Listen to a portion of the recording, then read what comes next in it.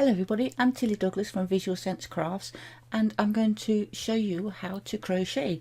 And we're going to start off with this basic foundation chain, and the foundation chain is how you start a lot of projects. So we're going to start today with the foundation chain, and in the next video we'll be doing this beautiful single crochet stitch. So it's absolutely beautiful, and you can do lots of things with this single crochet. And then over the series of videos, I'm going to keep bringing videos out and teach you new steps, new techniques and stitches in each video.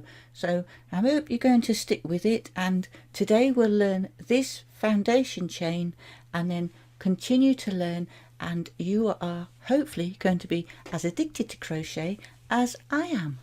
So we'll crack straight on and learn this foundation chain today.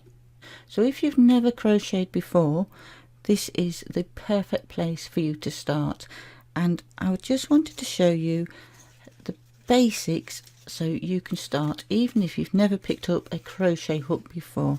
So something you also want to know, if you've never used yarns before, there's a few things that you can learn from the labels, and this is Stylecraft special double knit, and you'll often see this double knit abbreviated to DK. So if you see DK on a pattern, you'll know it's double knit yarn. And also something, you can pick up quite a lot of things from these labels if it zoom in. So it's telling you that you need a 4mm size crochet hook, and all the other sizes are on there too. It also gives you your washing and ironing and any sort of cleaning instructions you need, and this is your tension. So if you do a little swatch size, which is 10cm by 10cm, and you do 30 rows each with 22 stitches, it should measure 10 centimeters by 10 centimeters. Just gives you a little guide of how it should work up size wise. So for that size yarn we would use a 4mm size crochet hook. And also if you're doing a project in the same colour, so you've got 6 balls of yarn all of the same colour, just make sure you get them all the same die lot number, because they can vary quite a bit. So make sure this number is the same for all the balls of yarn that you get if you're working in one project. So that's a little few things that you need from your label on your yarn.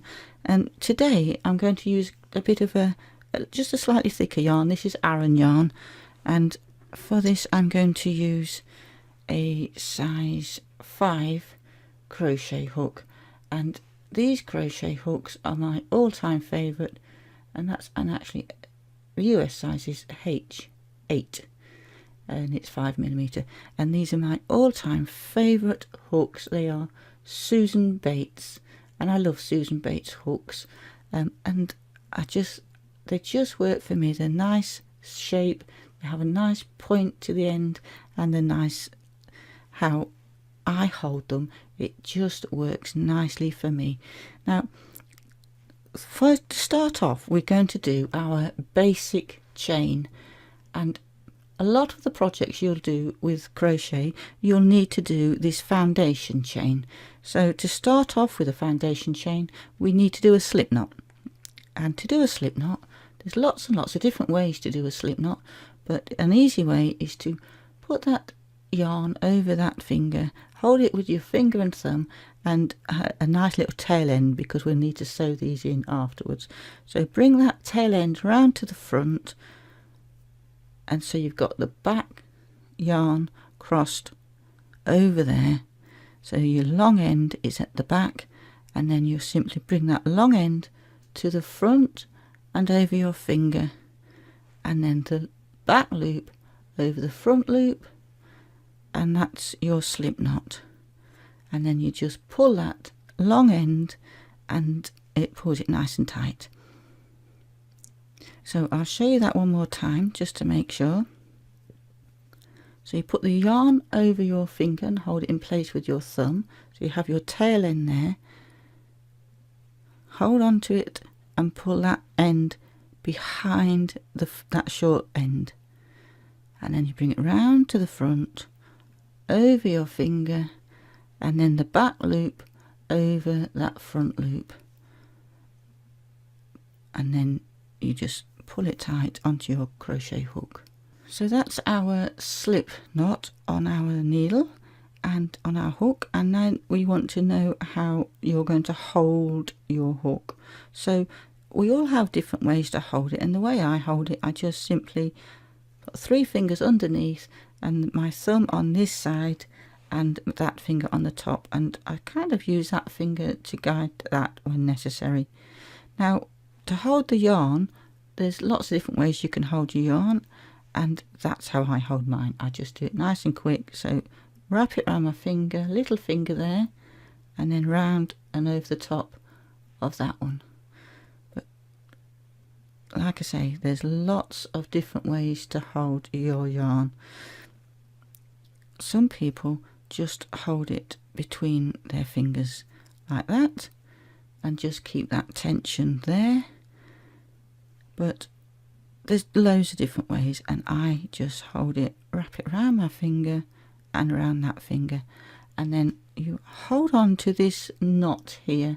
Now, you don't hold it tight, don't pull it tight, keep that so it slides nice and easily along that crochet hook, but just keep a little bit of tension there. And also what some people do is when they're wrapping it around this finger here, they tend to hold that finger out like that, and they say, oh, it really makes my finger ache. I can't crochet for long because it makes my finger ache too much. And there's no reason to hold that finger out. You can hold it close to it like that. You can hold it whatever's comfortable for you. You don't have to have that stretched right out like that, because it will make your finger ache. But just keep it nice and gently relaxed.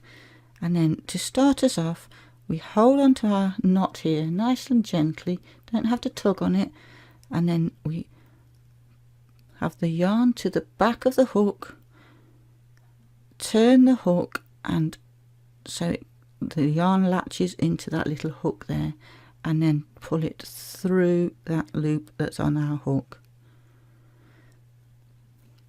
So wrap it round and then turn the hook and pull it through all in one smooth movement.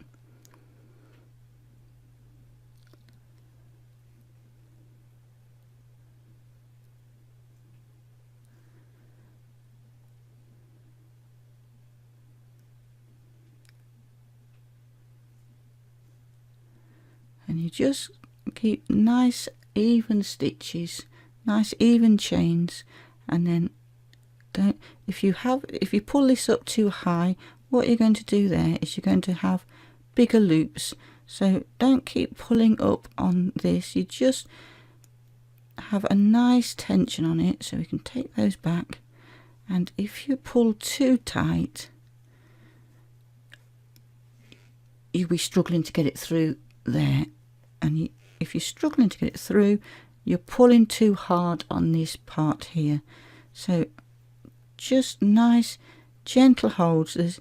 You don't want to strain your fingers, you don't want tension on your fingers or any of your joints. You just hold everything nice and gently, gentle pressure on the bottom chain there. You want that so it slides nicely through, the hook slides nicely through your yarn. So wrap the yarn, goes round the back, turn your hook until it grabs that yarn, and then gently pull it through. Just keep doing that until you've got as many chains on your hook as you need, and I'd suggest you keep just chaining until you get nice even chains along your foundation chain.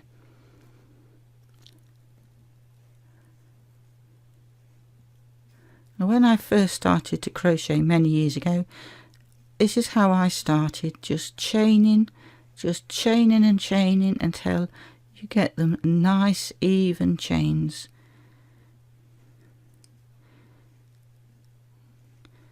So yarn to the back of the hook, turn your hook and let it just grab in that little hook part. Keep turning and pulling it through. All nice gentle movements, so you'll get an easy flow. And as you're crocheting and you're just keeping a little bit of tension on this chain that you're building up here, as you build it up, just move your fingers along like that. Just keep moving your fingers up, let the yarn glide through these fingers that you're using for your tension, and just let everything glide smoothly, no grips anywhere. I've got a nice gentle grip on my hook, a gentle grip here, and the yarn is just flowing smoothly over my fingers. And then gentle, nice flow, and you will build up a rhythm once you've learned how to do it, and then you'll soon build up a nice even row of your just standard chain, foundation chain. And these, if you need to count, well, when you need to count your chains, each of these little V's is a chain. So here's your first chain. So 1, 2, 3, 4, 5, 6, 7, 8, 9, 10, and so on.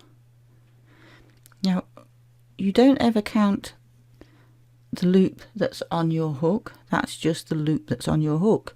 So when you go work your first stitch, you'd be working into this little gap here when we go on to our next step of our basic crocheting.